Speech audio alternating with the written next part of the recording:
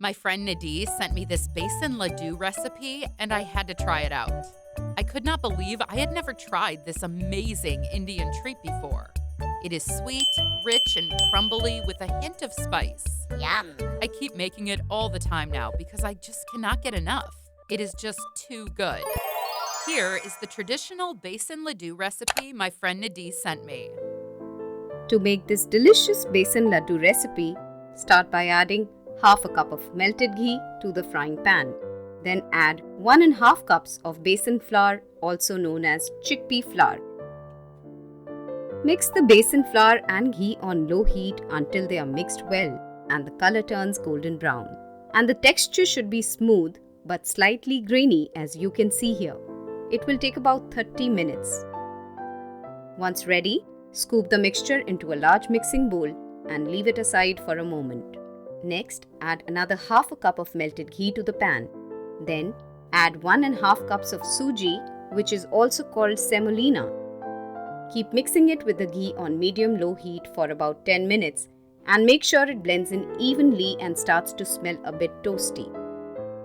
Then, add it to the besan mixture in the mixing bowl and give everything a good mix until it is all well combined. Next, add 1 tablespoon of ghee to the frying pan and add 2 tablespoons of cashew pieces and 2 tablespoons of raisins. Roast them on medium heat until they turn golden brown, then add them to the mixing bowl. Then, add a 1/4 teaspoon of cardamom powder and give all the ingredients a good mix till well combined. Next, add 1.5 cups of sugar to the pan and then add 1 cup of water. Keep mixing continuously over medium-low heat and check the consistency with your fingers until it forms a single thread when pulled apart. Then, pour all the batter from the mixing bowl into the melted sugar mixture in the pan. Keep stirring over medium heat until everything is blended. Then, pour it back into the mixing bowl and let it cool for about 20 minutes until it is just warm. When the mixture cools, it should be thick enough to shape but still soft.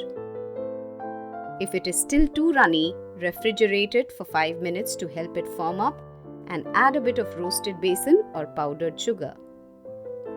Then, shape the mixture into ball-shaped laddus while it is still warm.